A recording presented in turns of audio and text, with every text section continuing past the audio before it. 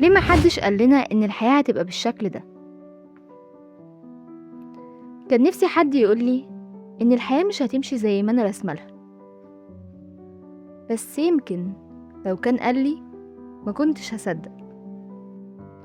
وانت صغير كنت فاكر إن الكبار فاهمين كل حاجة، فاكر إن أول ما تكبر هتعرف انت عايز ايه وهتبقى واثق وهتلاقي إجابة لكل الأسئلة. لكن فجأة كبرت واكتشفت إن محدش كان فاهم، وإن كل الناس تقريبا بتحاول تمثل إنها عارفة هي رايحة فين. في حاجات كتير اتعلمناها في المدرسة، اتعلمنا الرياضة، العلوم، تاريخ، لكن محدش قعد معانا وقال لنا بالمناسبة الحياة هتلخبطك. محدش قال إنك ممكن تغير أحلامك، إنك ممكن تبدأ من جديد، وإنك ممكن تحس بالضياع حتى لو كل حاجة في حياتك شكلها كويس.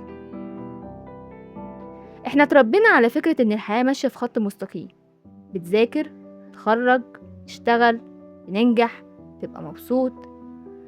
لكن الحقيقة إن الحياة عمرها ما كانت خط مستقيم، هي أقرب لطريق مليان لفات.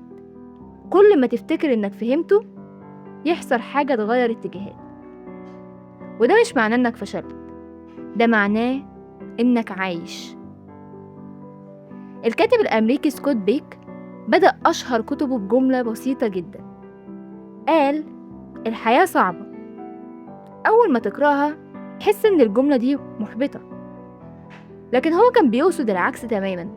كان بيقول أول ما نتقبل إن الحياة صعبة هنبطل نستغرب إنها صعبة، وساعتها هتبدأ تتعامل معاها بهدوء بدل ما نحس إن في حاجة غلط فينا. يمكن أكتر حاجة محدش قالها لنا إن المقارنة عمرها ما هتخلص.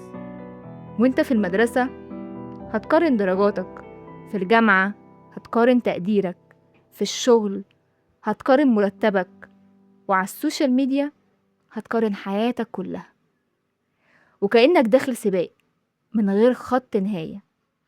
لكن الحقيقة كل واحد فينا بيبدأ من مكان مختلف وبيواجه ظروف مختلفة، فالمقارنة عمرها ما كانت عادلة. في حاجة تانية محدش قالها لنا، إنك مش لازم تبقى فاهم حياتك كلها دلوقتي. في دراسة لادان جيلبرت أستاذ علم النفس في جامعة هارفارد، اكتشف الباحثون إن الناس غالبا بتعتقد إنها وصلت للشخصية النهائية بتاعتها، لكن بعد سنوات بتكتشف إنها اتغيرت أكتر مما كانت تتخيل.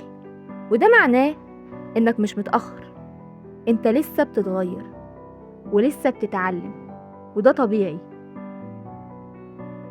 يمكن الحياة مش زي ما كنا متخيلين، يمكن أصعب وأعقد وأحيانا مرهقة، لكن يمكن ده جزء من جمالها، لأنك مش المفروض تعرف كل الإجابات، ولا تبقى قوي طول الوقت، ولا تمشي من غير ما تغلط. انت بس المفروض تكمل خطوة ورا خطوة، ولما تبص وراك بعد كام سنة بيمكن تكتشف ان اكتر فترة كنت حاسس فيها انك تايه هي نفسها الفترة اللي كانت بتبني الشخص اللي انت عليه دلوقتي. فلو وصلت لحد هنا قولي في التعليقات ايه اكتر حاجة اكتشفتها عن الحياة وما كانش حد قايلها لك.